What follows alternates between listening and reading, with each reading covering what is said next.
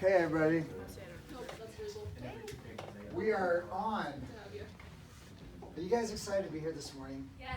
Every day. So, you know what, I gotta tell you, this is it's good. The only reason I brought food this morning, well, okay, there's more than one reason. There's two reasons. It's because it's morning, and you guys will eat anything, and you typically seem hungry. So that's why I do that. The other reason is I wanted to see your faces for once. I mean, holy smokes. These masks are good, but they're not good for that. Anyway, welcome to Aide training this morning. We have a lot of things we want to cover, and anytime you have a question or a suggestion or an idea, I want you to pop your hand up. I want you to talk loud. This is being recorded. Those that are not able to make it to this, we have a YouTube channel that we've just started. It's Orem Aide Training, and this will be on that, so we can review that too. And you guys don't know where the camera is, so the question is, don't be doing things that you don't want out there in the. Don't touch it. I'm just kidding. That's not it. But first thing I want to point out to you guys is it's Saturday morning, and I walked in. What do you see in this door right here? A chart. You see a chart there, don't you? And what would normally happen to that chart at the end of a day? It would, wouldn't it? So I'm not pointing fingers, but the people that closed last night missed up a little bit. So we don't ever want to leave patient files or folders indoors or in places after a patient has left. Where do they go? Everybody is pointing here. Okay, this is like a big escape room clue, isn't it? Yeah? Everybody's pointing here. So when the patient leaves, the file goes up here, where the therapist will then take the file and finish filling it out so that the aide can go ahead and enter the notes. Good morning. Did you get something to eat, Brody? Okay. Brody's okay. Let the record show. We always thought that, though. Don't feel bad. And then the other thing is, if you're when you're leaving, getting a coat, when you're the last person leaving, if you walk out and there's boxes in Karen's please recycle me area, those just need to be taken out. Okay? Sometimes it'll go 2 or 3 days without those being taken out. So be the person who says, you know what, I need an extra 250 steps on my Fitbit today, so I'm going to take this all the way to the far corner of the parking lot and throw it in the trash. So anyway, just a little housekeeping stuff there. Okay, so first of all, on teaching exercises, we do a lot of exercises in here, and if I asked anybody in this room to raise their hand if they knew all the exercises, I would expect no hands to go up, because there's a lot of exercises to know, and there's a lot of variations of the exercises, and sometimes the patient will be advanced and will say, oh, they've been doing 15 of those, let's do 20, or they've been putting their hands this way, let's change it this way, and that's not something to be confusing. That's just as people progress, we want to make sure that their exercises progress with them. But there are some basic principles that we want to make sure are the same all across the board as we try to make sure we're unified in not only how we teach the exercise, but how we explain the exercise, how we understand the exercise, and how the patient can incorporate that into their routine. So we do a lot of 3-plane motion stuff. What are the 3 planes of motion? What are the 3? You just throw them out there. You don't even have to raise your hand. I don't even have to look and know who said it. There's a sagittal plane of motion, and what was the other one? Frontal plane and transverse. Okay, so sagittal, frontal, and transverse. I'm actually very glad that I heard them in that order, because when you teach an exercise or when a patient is doing an exercise that incorporates those planes of motion, I want you to teach them in that order. I want you to help the patient remember them in that order, because if they go from the 3D matrix to the cervical wall matrix to the dynamic quad stretch to the dynamic calf stretch to the plyo jumps on the total gym, all of those exercises incorporate those 3 planes of motion. And if we maintain the same operandi of sagittal, frontal, transverse with everything that's happening, then a patient doesn't have to feel so confused in which direction is first. Equally important to that, you as the aides don't have to worry about what is the direction that's first with this exercise, what's the direction that's first with this exercise. Because if it's always the same, if it's always sagittal plane, then frontal plane, then transverse plane, then there's no question. And if Mikkel's teaching it to somebody on one day, and then Nate comes in and is reviewing it with a patient 2 days later, you guys have done it the same way. So if you teach it, unfortunately, maybe frontal plane, transverse plane, and sagittal plane, and then the next time Nate teaches it, sagittal, transverse, and frontal, what's the patient getting? There's one word that I'm thinking. Yeah, confused. That's a word that I live by. I really don't. Okay, so sagittal, frontal, transverse. Now, when a patient is doing these exercises, and this is one of the things that Karen wanted me to bring up with you, I want everybody to go ahead and stand up. You can go ahead and put your food down. We're all going to go through. I want you to imagine that you are doing the cervical wall matrix. I don't want you to move up to a wall or something. I want you to hold your hand out to an imaginary door frame. I don't care which hand, but you're all going to go through this. So put your hand on that imaginary door frame, and I want you to prepare yourself to do the cervical wall matrix in the sagittal plane. What is your foot position going to do? You're going to have 1 foot forward, you're going to have 1 foot back, right? Okay? And when you do I want everybody just, I'm not going to do anything, I'm going to watch you guys do it. Go ahead and do cervical wall matrix. Just do it the way you, okay? What I'm seeing a lot of, and I really like to see it, I want you guys to make sure you see the page, don't stop, keep doing it, is that when they're doing this, their hips are coming forward, and then their hips are coming back. Their hips are coming forward, their hips are coming back. Every one of these movement patterns that we have patients do is to incorporate the entire body as much as possible. If I have a shoulder injury, you can go ahead and stop that. We're going to go to another plane in a second, so stay standing. But if I have a shoulder injury and I'm trying to gain movement in my glenohumeral joint, I can use my hip, I can use my trunk, I can use my legs to enhance the motion of my shoulder.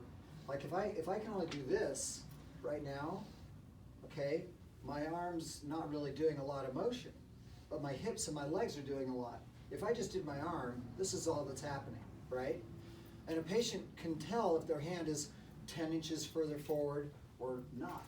And if they're doing this kind of motion, it kind of motivates, and it also incorporates a lot of proprioceptive contribution from the rest of the body so that they can gain control in that motion and then be able to create an integrated function with the exercise. Okay, so now I want you to go ahead and put your foot up on something behind you like you're going to do a dynamic quad stretch. You can go ahead and use the Jenny bender there, Dave. Look at that. See how tall you are? So when you put your foot up there, and this is probably one of Karen and I's biggest pet peeves when we see a patient doing the quad stretch. I see a lot of this. I see a lot of this. And I see a lot of this. What's not happening here? Well, a little something is happening, but nothing really super helpful, right? What do I want to have happen? What's the big part of my body that should be moving in all of this? My hips, right? So I should be getting this kind of motion. All of a sudden, this dynamic quad stretch becomes part hip flexor and quad, and then trunk and scapula. I do not know a single athlete or even a single individual who's participating in a regular everyday activity where there's like, okay, quad, it's all on you now, get me out of the car. Trunk, no, don't worry about it. Shoulder, you're off the clock. Feet, you know what, come along for the ride, but you're not doing anything. It's all quad now.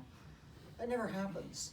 It's always the whole body participating. So when we teach that stretch, when we see a patient doing that stretch, there's a right way or a better way to correct that, and then there's ways that aren't so good. So I'm going to pretend I'm the patient, and I want you to come over here, and I want you to be me, and I want you to say, you know, you've had me doing the dynamic quad stretch, and I'm talking to you about that movie that we went and saw the other night. It was awesome, man. I couldn't believe Iron Man could do all that stuff. He was crashing into walls, and he wasn't even bleeding hardly. So. Well, hey, it looks like you're doing really good on this. Do you mind if we make a couple adjustments to help you get the full body incorporated? No, I don't mind. So That's we'll just fine. kind of add a couple adjustments, and we'll try to get the whole body incorporated and moving as we go. So as you come up, see if you can kind of get your hips to move with you a bit. So my hand isn't supposed to just be right here, like I'm a dinosaur scratching my way through the forest. You got it. Have you guys ever seen that? A dinosaur? It's common. I mean, who hasn't? Okay, so you want me to go up like this and move my hips into this? Oh, yes, sir. Wow. Oh, that kind of, that's how that way different. Because, you know, when Joseph was teaching me this the other day, I didn't feel this at all. I think, are you right? Is this supposed to be like this? We both have good things that we're doing. So is Joseph wrong? Joseph is doing a great job. Maybe he just wasn't looking so closely. This right here is another good way. I didn't even rehearse this with her. So good. You should pay her $5 right now. Okay? Yeah. So yes, it is important that anytime a patient is doing an exercise and you identify that they should be doing it different, always start out with pointing out the positive.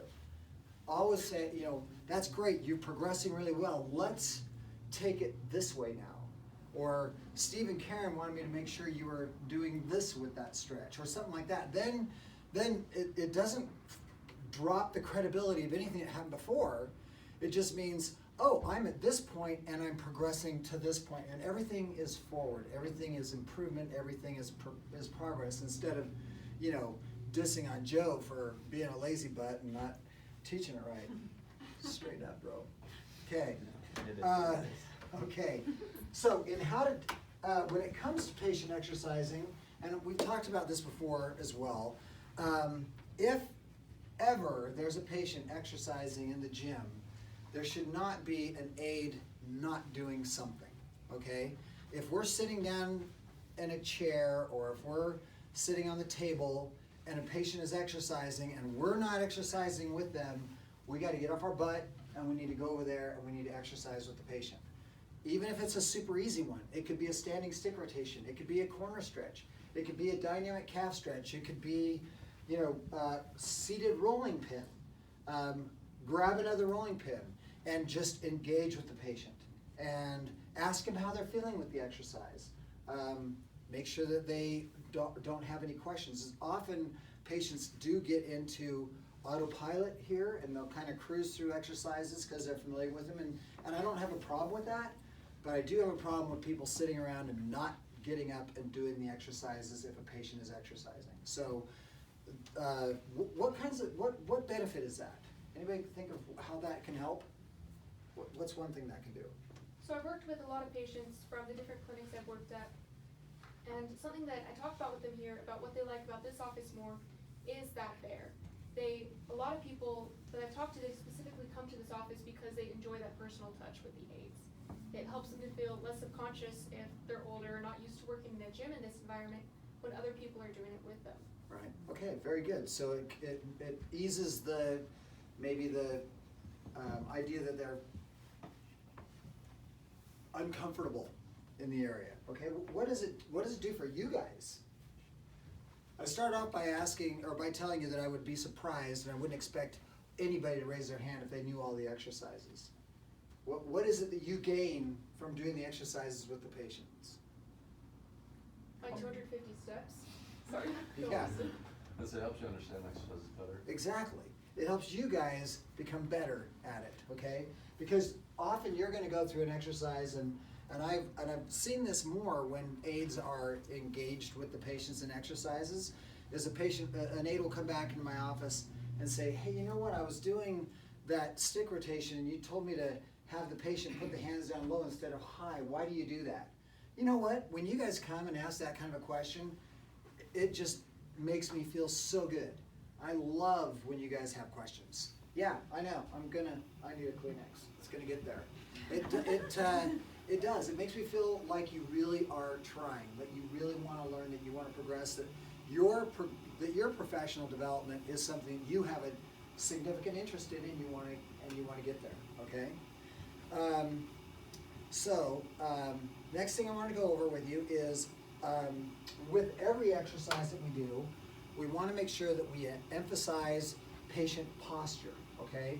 We have a lot of patients ranging from 87 years old down to very young, and posture is something that a lot of teenagers start to kind of lose the ability to pay attention to because they just aren't focusing. Older people have posture issues just because of age and gravity and weakness and lack of mobility and stuff. So if we always focus on posture with a patient, that's important. Now if you're teaching chin tucks, if you're teaching standing stick rotation, if you're teaching dynamic calf stretch or a hamstring stretch or any one of those exercises, always, always, always, when you walk out here today and you take that extra muffin home to your loved ones, or just for yourself, you can be selfish, it's fine, I am. I'm going to take a whole bunch. I want you to say, oh, you know what, one of the things that Steve talked about was patient posture. So when you're having a patient do an exercise, and I've said, okay, I want to do chin tucks, corner stretch, and standing stick rotation. That's a typical routine for a patient who's got neck or shoulder issues. Make sure their starting position is good posture, and vocalize that to them. Steve and Karen want you to make sure that while you're doing that standing stick rotation that you're not looking down, but what is it that we tell people when they're doing squats or something at a gym to help their posture? Where do we tell them to look?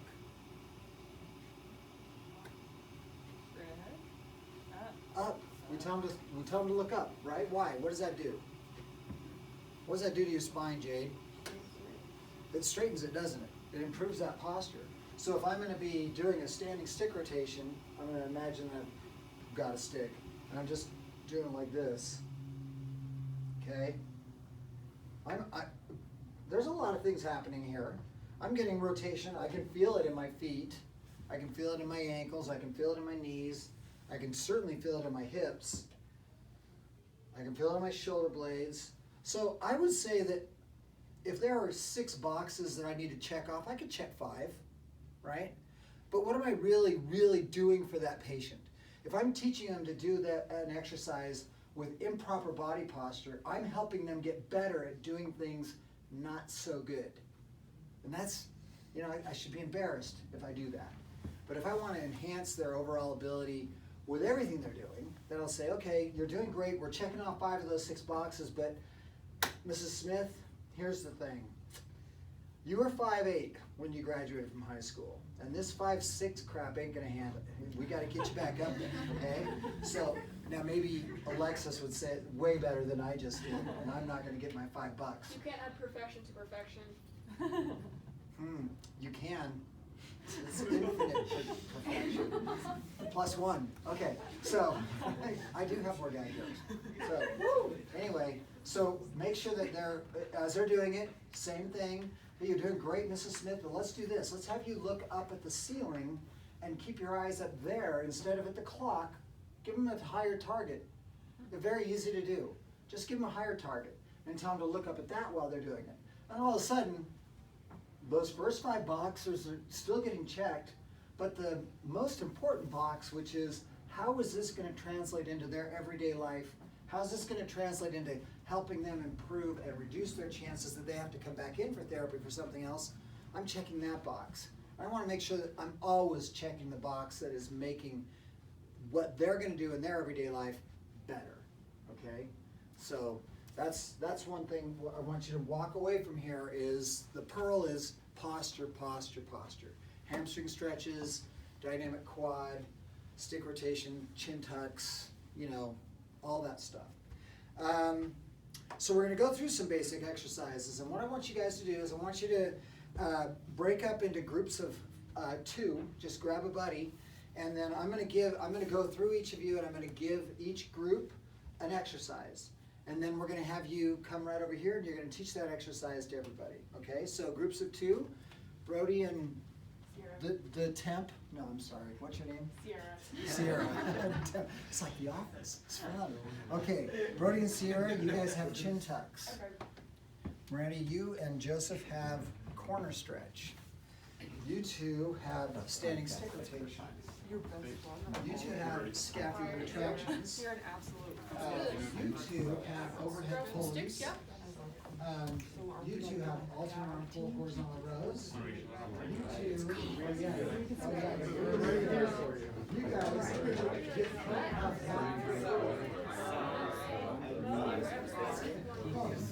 sorry, guys.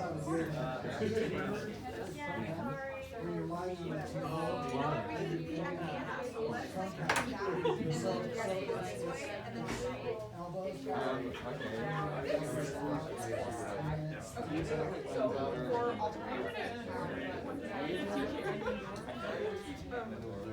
So y'all take just like a couple minutes to review it, and you two, do you need a little help? You got it? You got it? Dial in? We're going to teach it? Okay. 60 seconds, guys, and then we're turning this into a show.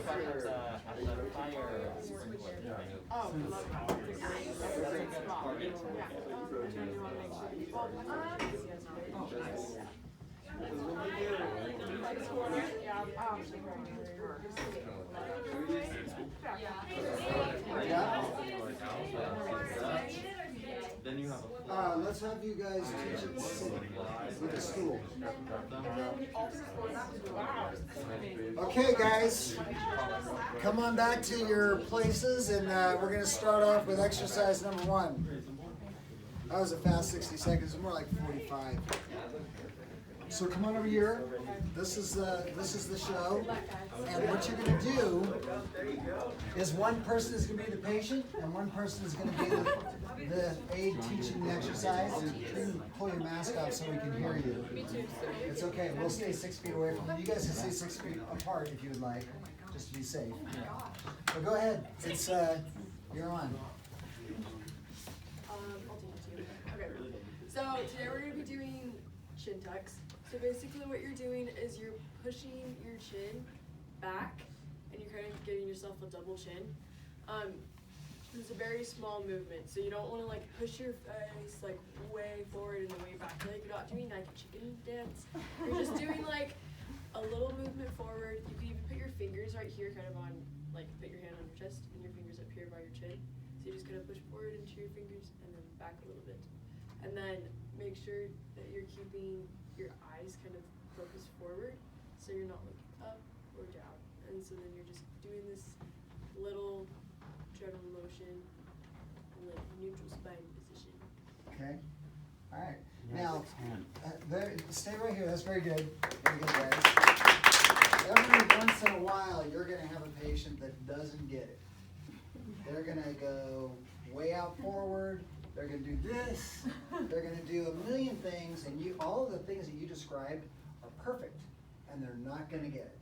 So one way to kind of break through that barrier, which is I've found is very helpful with a lot of these patients, and it's nothing personal, it's just hard for them to get that motion. They haven't done it forever. Is to have them put their back up against a door frame or a wall, and I tell them to put their heel, their hip, and their shoulder against the wall, and then just touch their head to the wall. And then they all of a sudden then they're not thinking, are my eyes level, are my face level, am I pulling my chin back, all those things that just are so hard for them to get their brain around, and they're trying to get the back of their head to the wall. And when they do that, then you just say, that's it, you are now the new poster child for chin tucks. And they feel really good about that. So that would work with 80% of the people. That was perfect. I loved how you did that. And I love the way you described not doing the chicken dance out front, because, turkey looking over a fence, or all the different, I don't know why poultry got that rap, but they did. Have you ever seen a dancing chicken? Pollo Loco is Loco Pollo. What is the little restaurant? Pollo Loco? Yeah, the crazy chicken. Anyway, that was perfect. Thank you very much. Okay, next exercise. Who do we have? All right. So.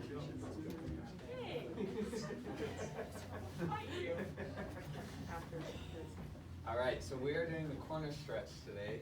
So we're going to start with our hands up about shoulder level in the doorway. We're going to go 1 foot in front of the other, and then you're gonna just come through the doorway and come back, and you're gonna keep your eyes up. So I like to focus on the little fire sprinkler thing up there so that I make sure I'm keeping my eyes up high, having good posture, and then making sure you're leading with your whole body and not going with your head. We're not doing this kind of thing. We're doing with the body, coming through, coming back, nice and easy. We'll do 10 times and then we'll switch feet and do 10 more, just 10. Okay, I'm excited. Let's do it. There you go, you got an excited patient. So like this. Yep. And so Joseph, can you explain to her why she's putting 1 foot forward and 1 foot back? Do you know why? Does anybody know why? I mean, not to have any one person on the spot, but why? Why do we do that? It's good for helping you move your hips, yes. What's the main reason? If I'm trying to, and you can keep this in mind for all stretches. If I'm trying to stretch a muscle, how well can I stretch a muscle that is contracting? Is it possible to stretch a muscle that's contracting? No, it's not. You can't stretch a muscle that's not relaxed. So if I don't have my feet staggered, then if I have my feet together and I'm leaning into the corner, what muscles are all of a sudden contracting to keep me from falling all the way into the corner? The very muscles I'm trying to stretch. So if I have 1 foot forward and 1 foot back, then my front leg takes the weight and my muscles up here can actually relax as I go into the corner stretch. So it really is more of a, I want to relax the muscles and let them stretch, and that's why we do that. Now, of course, staggering the feet from one, we'll go 1 foot forward and then we switch to the other. How many of you guys have felt a difference when you do a corner stretch where 1 foot's in the corner and then you switch and put the other foot in the corner? It makes a difference because you're rotating your pelvis a little bit differently, and that rotates your trunk a little bit differently, and it changes the stretch. So the instruction was perfect. How much better is it to know why? Okay, so it's just so we want to be able to relax in the stretch. So now another thing you're going to see is that sometimes people like to teach the corner stretch to go in and hold it for like 6 seconds or 10 seconds or something like that. Unless you're directed from the therapist that's working with the patient to do that, we prefer that you don't.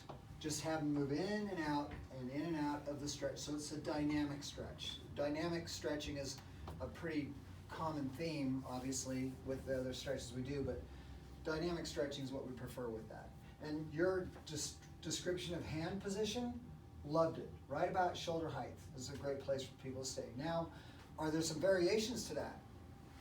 And what would those variations be due to? I mean, Different injuries. like a shoulder injury. Yeah. They can't raise their arms up. Exactly, yeah. If they hurt when they're doing it, they're not gonna relax. So if that's uncomfortable, then have them just kind of play around with different hand positions. But of course then as they get better and better, you can actually have them sneak the hands all the way up high. And try a corner stretch with your hands all the way up there, you feel a very different stretch. So the basic corner stretch you just taught there was perfect. So nicely done. Okay, who's next? That's us. Let's get down to business. So we're gonna go over the standing stick stretch. So what we're gonna do, we're gonna start by getting the stick about chest height. Then we're gonna rotate and hit the wall while we're at it. I'm really good at that. And we'll do this for 1 minute here. Now as we're doing this first time, we're gonna have our head follow along with us. I kind of use my feet to pivot to get the whole hips moving. That way we're not just isolating the movement to our shoulders, but getting the whole body involved. So as we do this, we'll do this 1 minute, and then after 1 minute, we'll kind of adjust it, switch it up, and next we're gonna look forward and continue this motion for 1 minute. That's the standing stick. So, do either of you know why we do that exercise? What are we doing with that? I've seen this with neck patients, back patients, all sorts of patients. A lot of what it is doing is kind of opening up that thoracic area there, I would guess. It But is therapist opening up is a the great resource thoracic, to it is ask. opening up the hips. What do you feel happening in the back with your shoulder blades? Stretching, loosening up. Loosening them up. Most of our shoulder patients and a lot of our cervical spine patients have really gummed up, tight scapular mobility. And so this becomes an exercise that restores just some tolerable, improved scapular motion, so that the other exercises that they're going to do can be more productive. Kind of like if you're going to go for a run and you want to do a warm-up first. This is a great warm-up exercise for the next exercises that are coming, which is why you'll often see on the exercise sheet the standing stick is kind of early on in the program, because that's kind of a warm-up motion for scapular mobility. So, okay. Any pointers, any ideas for them? What if we have a patient, Brooke, who can't get their hands up here? What's it about? Her eyes just went, woo! I'm awake. Yeah. What do we sometimes have them do if this hurts up here? You can put the stick down at their waist, make sure it's touching their hip bone.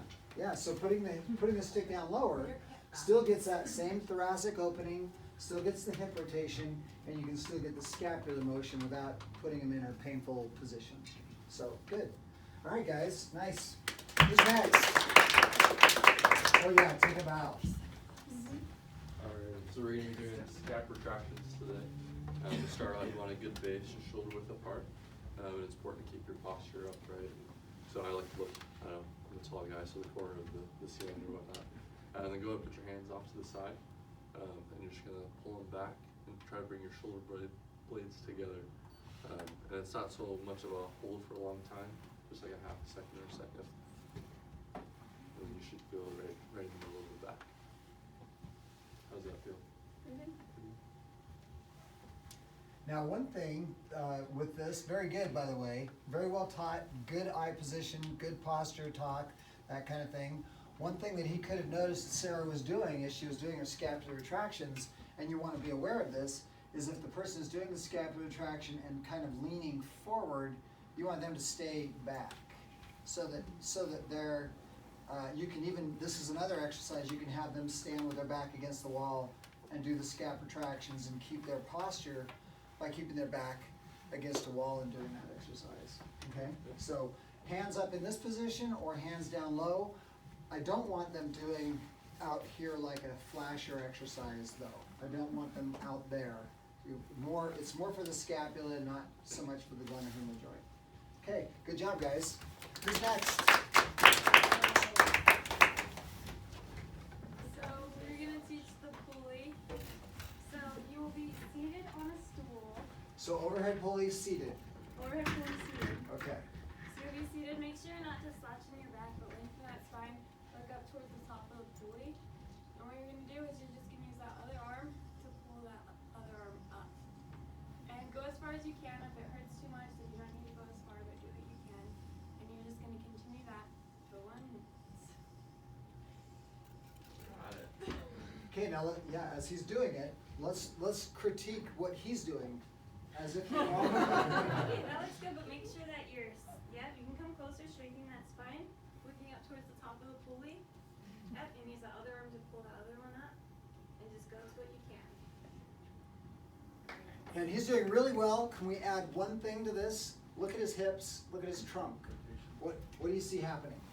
Mikhail, what do you see with him? Is he making things forward more? Well, is he pretty robotic right now? Yeah. Cybertronic? Who am I, Jack Black? So have him try to get a little bit more through the torso on that too. Yeah. Perfect. Yeah. The more trunk movement we have going with a patient who's working their shoulder, the more their shoulder is going to progress safer and with less trauma. Obviously, somebody right out of a sling isn't going to be doing that, but as they progress, let them know that they can. Like if you're in here setting up a patient and you see, Joan doing the overhead pulleys, and she's been doing it for 3 weeks, and she's sitting there pretty straight in the trunk. That's a good time for you to step over and say, Joan, you're doing awesome with that. I mean, really, that's great. Let's have you start getting a little more rotation in your trunk with that, see how that feels. And she's going to go, oh my gosh, young man, that makes such a big difference on my thing. Ooh. Okay, next. Nicely done, guys. Let's move on. Ran out of a word. Alright, today we're going to learn alternate arm pulls and horizontal rows. So let's let's first start with the easiest level we have, which is the yellow band. It's exactly like scapular retraction that we learned earlier. It's just with a little bit of resistance. So first we're gonna start with horizontal rows. We're gonna stagger our feet and we make sure our shoulders are relaxed. We're gonna look up at the gold thing. And we are going to draw our elbows back and squeeze our scapulas together and do that for 15 reps. And you're gonna switch your feet, do that for 15 more reps. And then after we're done with horizontal rows, we're going to do alternate arm pulls. And as we do that, we don't want to, this band should not be loose at all. We want to keep it tight. We want to keep the tension there. And as we bring our arm back, I want you to pretend that you're Tennis ball in that basket over there. You're going to rotate your trunk with your arm. And you're going to do the same thing with the other side. Do that 15 times or something. And then do the same thing on the other side. So this is really, really good. The thing that's awesome about what Brooke is showing, and that I need you guys to pay very close attention to when patients do this, often patients feel like they're supposed to do one arm, release it, and then do the other arm and release it, or they'll do the same arm over and over. The alternate arm pull should be a fluid single motion, okay? So this is driven by, and you can sound really impressive when you tell this to a patient. Say, you know what? We want you to do this exercise from your flexor hallucis longus. And they're gonna say, I left that at home, or I don't know what that is. If you can tell them to keep that big toe pressed into the floor while they're doing that rotation, their flexor hallucis longus is active, and it allows them to really feel like they're pushing from the floor up into the exercise instead of this being just the arms. So we're gonna watch him go through this. Flexor hallucis longus, good motion. Don't fall over. But he's doing it too good. That's awesome. All right. Let's see you do the horizontal rows, my good man. Good. Nice. Yeah. Yes. Yeah, you know, and they taught this very well. The same principle applies here on the staggered stance as the corner stretch. Okay, if I'm trying to functionally strengthen my upper back and I'm leaning back like this with my feet together, I'm not able, my posture muscles are not able to relax enough for me to do the exercise properly. But as soon as I stagger my feet like this becomes my base, and then my upper body becomes the focus of the exercise, and it's not compromised. Does that make sense? So staggered stance all the time. You'll see it, I guarantee 50% of the patients are gonna have their feet parallel. Nobody is ever gonna be offended by you going up to them and saying, Sarah, listen, that looks great. Let's have you now take your feet and move them so that you have one just slightly in front of the other, and just feel the difference of that. Or you could go up to him and say, Jade, seriously, are you doing it that way again? I mean, how many times do we have to go over this? You know, you don't want to be offensive, and there's no reason to be. We can always make it a productive, progressive. And if I do that, she's going to say something in Chinese to me that I will not know, and I will have earned it. I will deserve it, I'm sure. Arbaiwu or something like that. Okay, who's next? Did we give them a round of applause for that good work? Just pretend this is like the corner of a table. Oh yeah, you had to leave. All like a pit. It's okay. So we're doing prone cuff. We're going to be doing 4 different positions. Let's have you slide over here a little bit, and then aim towards these folks so they can see you this way. Are you trying to tell us where the camera is? Whoops. So we have 4 different positions we're going to be doing with prone cuff. The first one, we're going to have our elbows kind of shoulder width, or shoulder height on the while we're laying down. We're going to be pulling So up this with is your our table. elbows coming up. Yes, this is our table. So he's laying over the edge of the table or over the corner of the table? Corner of the table. Okay. So that he can get Okay. this. Okay. So that his arms aren't touching the table. He's freely out on the corner. And he's coming up. We're bringing the elbows, focusing on the elbows coming out all the way up. Perfect. Then the next motion, we're going to be bringing the wrists up. Perfect. It's good. It's like a fly. Yeah, it looks like a fly. And then we're going to be doing up with our elbow, or with our thumbs pointing up, giving thumbs up for a good job to everyone else doing their exercises. And then we're going to turn our wrists and do pinkies up, coming up. See that shoulder mobility right there? Good.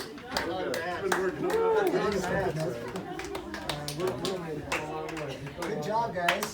Hey, I'm gonna have you come on back with your corner.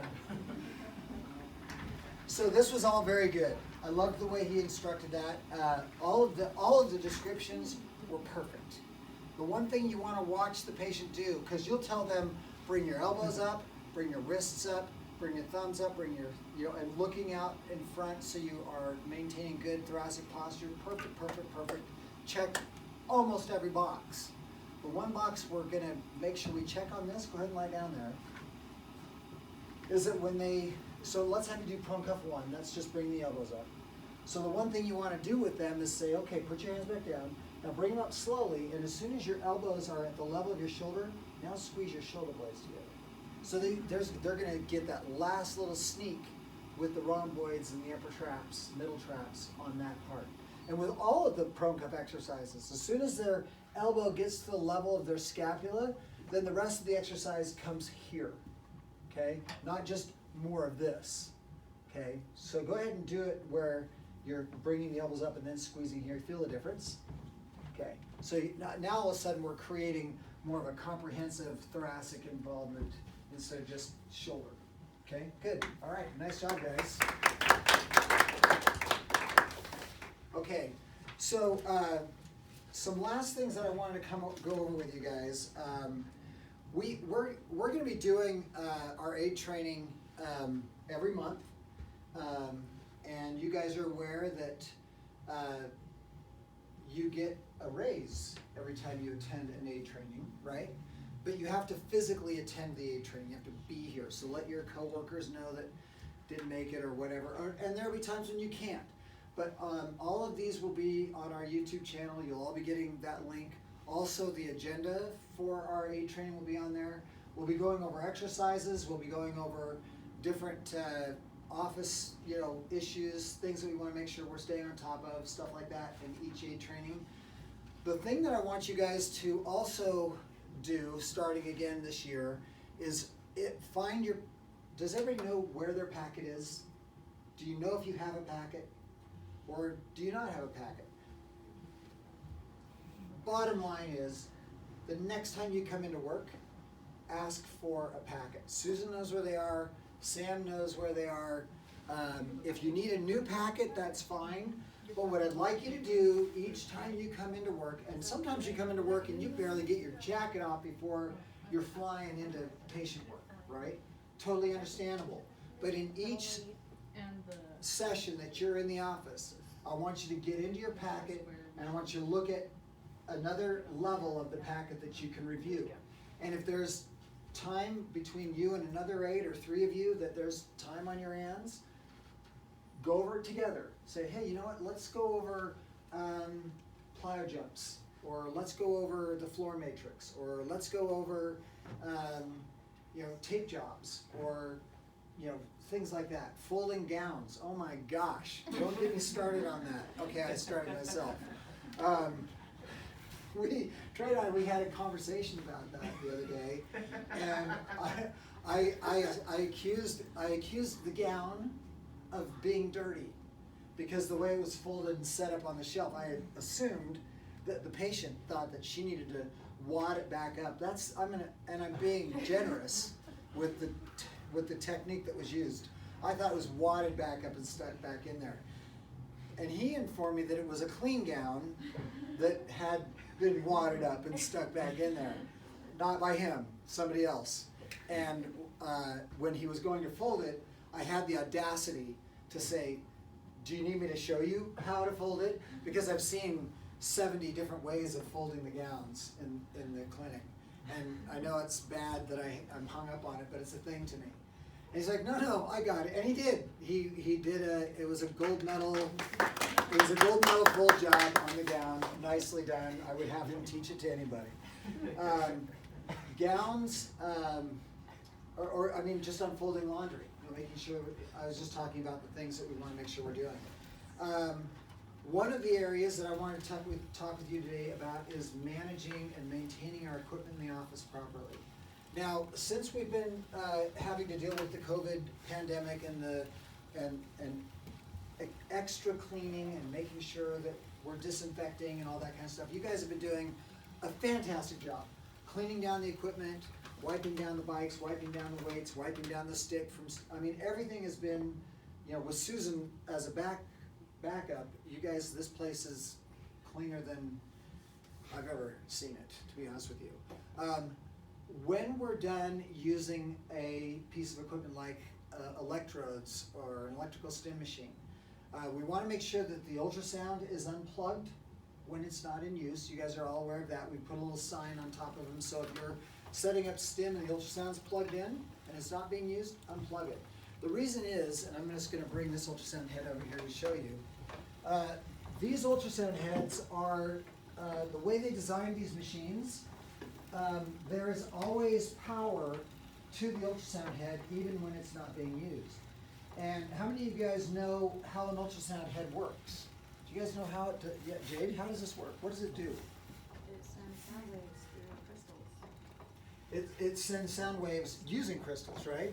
So how does it, let's go even deeper than that. How does that happen? There's a little crystal that vibrates. Exactly. There's a crystal inside this head that vibrates.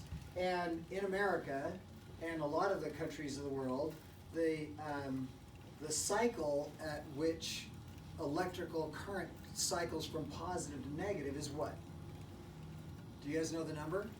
How many hertz is the biphasic current in our power grid? Who knows? 3. Health is 7. It's I'll be this old in 3 years. It's a number. 40. 20. Oh, you guys, 30. wait a second. You guys wanted a 20-cent raise? What's going on? 60.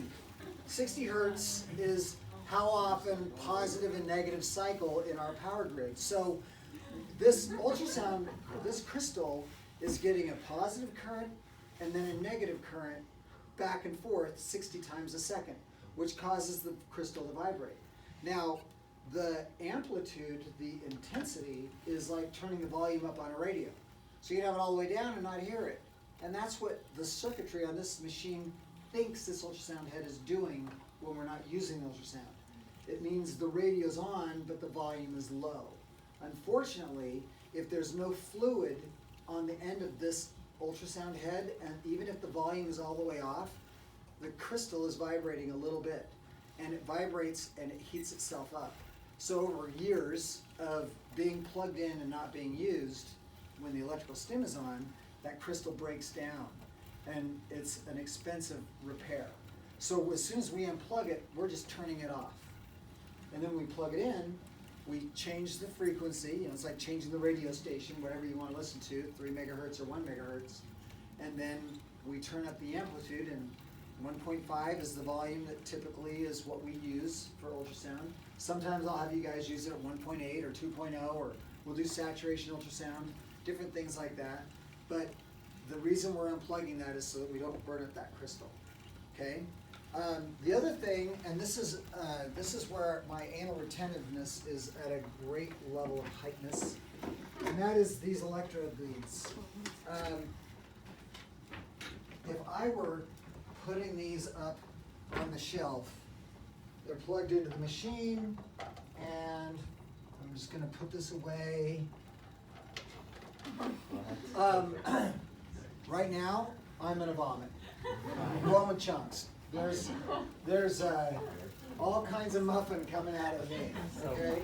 Because that drives me crazy. I'm probably just, it's just my thing. But these wires also fracture if they're not handled properly.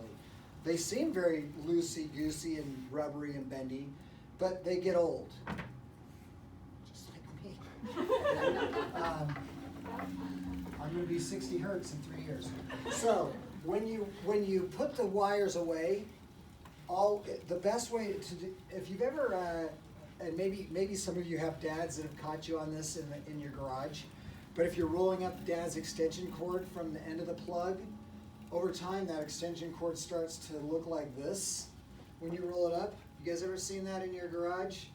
Because it's hard to get it to go perfectly around itself. That's because you're starting at the end here. But if you throw the cord out like this, and then grab the cord and roll it up around your hand like this, I gotta tell you, Beautiful. you put that in there and you can go ahead and apply.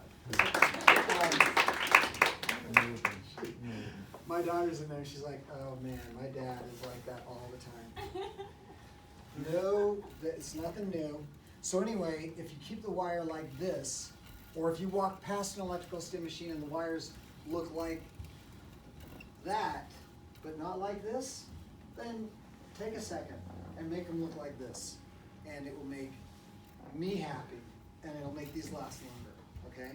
Plus it makes it easier to get them from channel 1, 2 to channel 3, 4, so they're not tangling up each other.